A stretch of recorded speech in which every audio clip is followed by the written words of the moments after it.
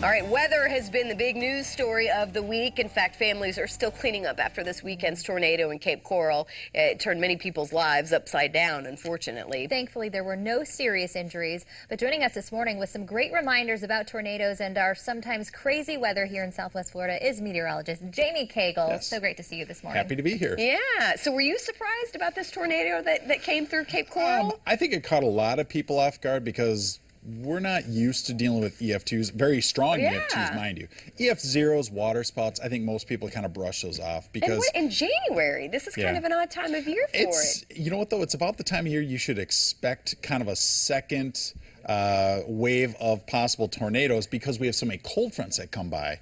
And you look for those cold fronts to fire up some thunderstorms and they generate some shear or rotation. You need rotation.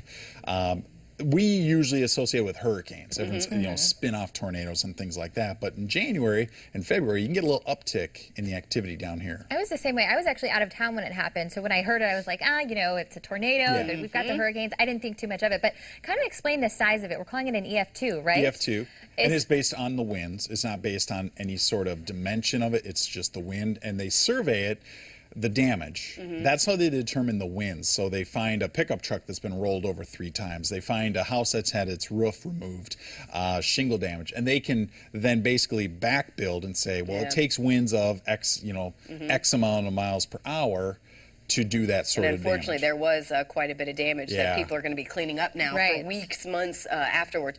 Talk about El Nino, and I feel like a lot of people are kind of hearing this buzzword, and my first thought is, does that mean we can expect more of this, certainly as we get closer to springtime? Through the winter months, especially for us, and what El Nino does is it brings the jet stream basically right overhead, and that's why, like today and tomorrow, you're going to see a lot of cloud cover overhead, because of the upper level winds are bringing that by. But it also, like rearranging a highway, it brings the traffic closer to you, which means more areas of low pressure, more storm systems come our way because the jet stream is so close to us. So during an El Nino year, and this being a very strong one, we can look forward to more of this energy moving over Florida, which just basically increases your odds, if you want to think of it that way. You have higher odds of weather and higher odds of severe weather now because of El Nino. So what do families need to do if they're watching this morning to make sure that they have in their home, to make sure they are prepared as possible? A lot of times, too, because we have so many snowbirds here, if you came from the Midwest or the North, you're used to having basements, which we don't have here in Southwest There's Florida. no basements here. There are no sirens here. A lot of us grew up doing tornado drills in school. I remember those and the sirens going off. Best thing to do is to get indoors, get as far away from the windows as possible. You want as many layers of protection between you and the outside. So interior rooms are ideal because we don't have basements, again, as low as possible. Some people lay down in the bathtub. That's a great place to be. A bathtub is a very strong fixture. Closets are a great place to be. You want to be in a smaller room. You don't want a big, expansive roof overhead because it doesn't have as much support when the walls are far apart. You want the walls close together.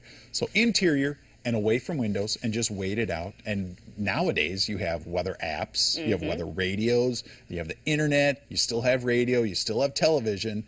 So there are so many ways. Informed. Yeah. Make sure the phone's nearby because your phone is going to go off. Make sure maybe you have Fox 4 in the background if you're doing something else around the house when the skies are starting to get dark and you hear the winds whipping around and the rain pouring. Just take those little precautions. Keep tuned to Kagol here.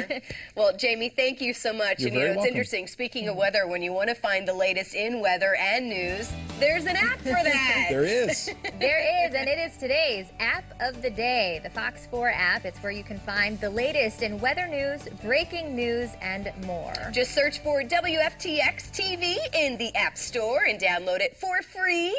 And you can get it, of course, on your iPhone or Android. All right. Thank you, Jamie. Great to see you, Jamie. All right, coming up, we have the latest in your Hollywood happenings. We get a behind-the-scenes look at the new movie, 13 Hours. And later, get a healthy start to the new year. We have your must-haves to keep those colds from taking their toll. I need to listen to that. Stay with us.